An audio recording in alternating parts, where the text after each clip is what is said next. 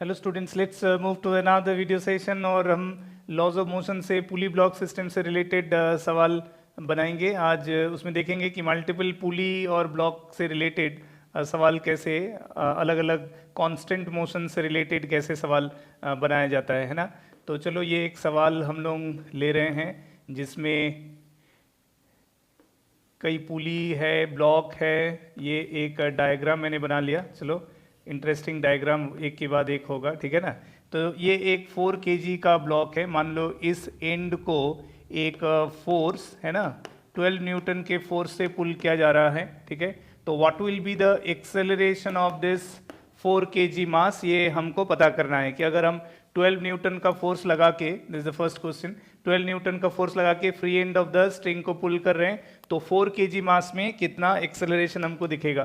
तो हम ये फोर्स जो यहाँ देख रहे हैं स्ट्रिंग के फ्री एंड में, इनफैक्ट वही टेंशन के रूप में through out the string distribute होगा, है ना। तो हम यहाँ अगर एफ है तो वही टी जनरली हम लोग अंडरस्टैंड करते हैं, तो इस तरह से इसको देखेंगे टी। तो ये वाला जगह में ये 2t हो गया और ये t। तो अल्टीमेटली जो 4 kg ब्लॉक का जो एक्सेलरेशन का बात है, ये 4 kg ब्लॉक, तो उसका वेट हो गया 4g, है ना। 4g उसका वेट हो गया जो कि डाउनवर्ड एक्ट कर रहा है। तो अल्टीमेटली देखो ऑल टुगेदर इसमें टोटल कितना फोर्स लग रहा है, 2t प्लस t। कैसे, एक बार फिर से समझ लो, ये यही जो फोर्स है इसी को मैं t कह रहा हूं, ठीक है ना। टेंशन वही बनेगा उसी अप्लाइड फोर्स की वजह से। तो that tension gets distributed throughout till this end t। तो अल्टीमेटली ये जो पुली है, ये पुली इस तरह से ब्लॉक से कनेक्टेड है, तो पुली पे, लाइट पुली पे बैलेंसिंग फोर्स होना चाहिए। तो इसमें अपवर्ड अगर 2t है तो ये वाला पार्ट में भी 2t होगा, तो that means 2t plus t 3t। तो हम ये कह सकते हैं कि 3t is the upward force minus 4g, that will be equal to 4 into a, है कि नहीं। तो देखो ये 3 इंटू अप्लाइड फोर्स हमने 12 लिया, 3 into 12 minus 4 into g 40, that is equal to 4a। तो कितना आ रहा है 36 माइनस 40, that is equal to 4a। तो एक्चुअल इसका मतलब है कि हम जब इस एंड को 12 न्यूटन से पुल करेंगे तो हमको पता चल रहा है कि a का वैल्यू यहाँ कितना -4/4, यानी कि -1 आ रहा है। तो how can it be minus, negative कैसे हो सकता है। इसका एक्चुअल मतलब है कि जब हम इस एंड को 12 न्यूटन से पुल करने का प्रयास कर रहे हैं तो बेसिकली 4 kg अपवर्ड, हमने अजम्पशन लिया था कि 4 kg अपवर्ड जाएगा, लेकिन एक्चुअली उसका ट्रू मोशन जो है वो डाउनवर्ड होगा। तो हम लिख सकते हैं कि answer a will be 1 metre पर सेकेंड स्क्वायर और वो डाउनवर्ड होगा। तो ये हो जाएगा इस सवाल का आंसर, ये 1 मीटर पर सेकेंड स्क्वायर से डाउनवर्ड मूव करेगा।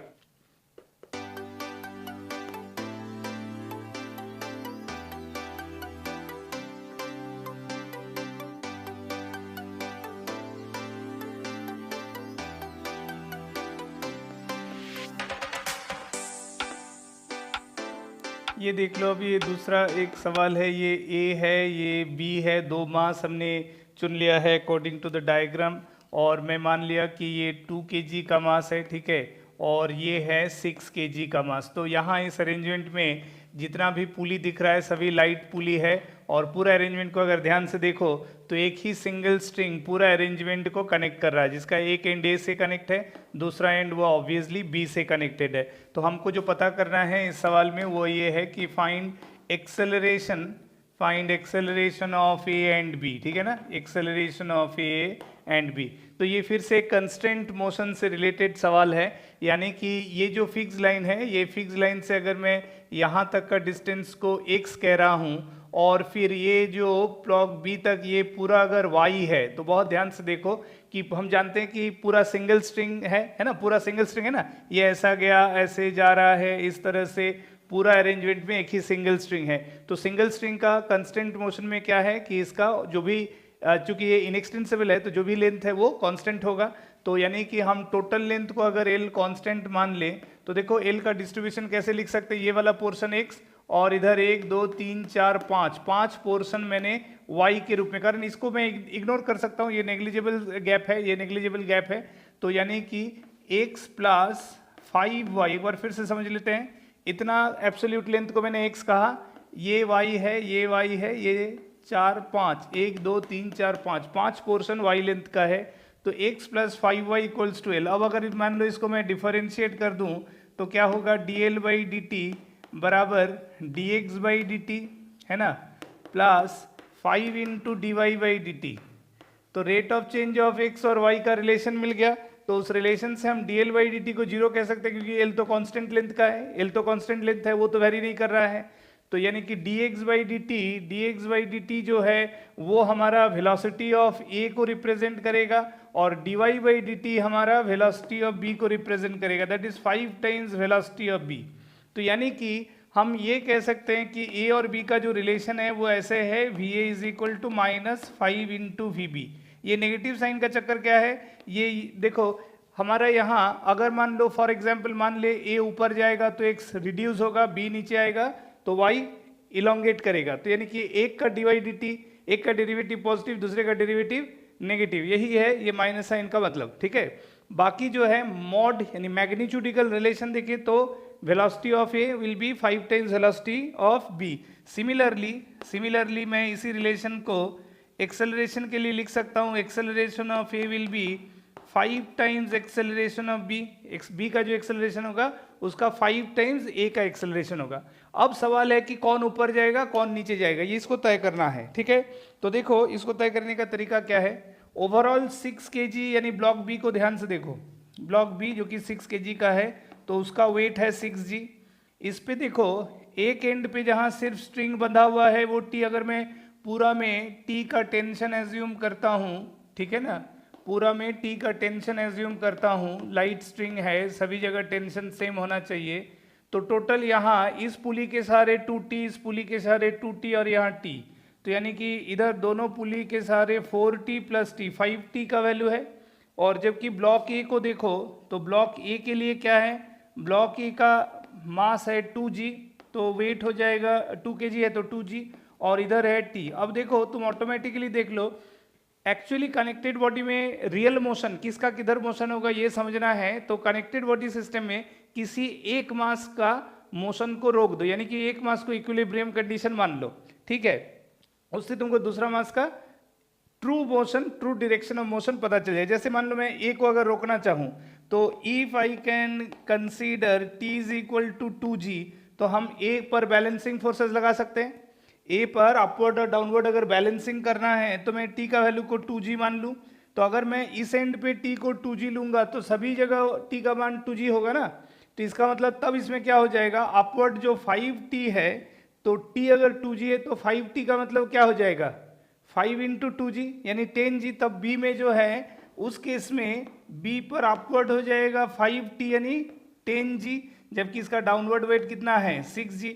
तो ऑटोमेटिकली है मैं a को रोकने का प्रयास करूंगा तो b में अनबैलेंसिंग फोर्स आ जाएगा, और वो बता रहा है कि वो किधर होना चाहिए अपवर्ड। तो इसका मतलब तय हो गया कि कौन किधर जाएगा, the true motion of b will be upward. तो b का अगर एक्सेलरेशन मैं a एज्यूम कर लूं तो रिलेशन हमको यहाँ मिला हुआ है कि b का जो भी एक्सेलरेशन होगा a का एक्सेलरेशन इससे 5 टाइम्स होगा, तो दिस 2g विल करस्पॉन्डिंगली ये ऊपर जाएगा तो ऑटोमेटिकली ये नीचे आएगा, तो ये नीचे आएगा with an acceleration of 5 times that of the acceleration of the block b. तो हम लोग क्या करेंगे, इसके वजह से अब हम आराम से इसका इक्वेशन लिखेंगे।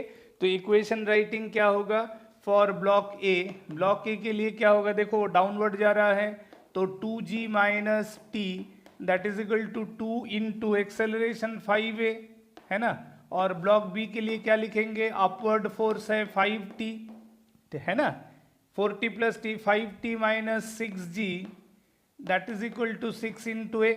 ये है कहानी। अब मान लो इसको और इसको अगर इक्वेट करना है तो इसको 5 टाइम्स मल्टीप्लाई कर दो, 5 इंटू 2, इधर भी इंटू 5 कर दो, अब ऐड करो तो ये 5t कट जाएगा, इधर कितना हो गया 10g minus 6g that is 4g, R H S में हो गया कितना 10 इंटू 5 50 प्लस 6 56 है हुआ ना, 25 इंटू 2 50 प्लस 6 56, तो ये a हो गया 4g बाई 56 यानी कि ये g बाई 16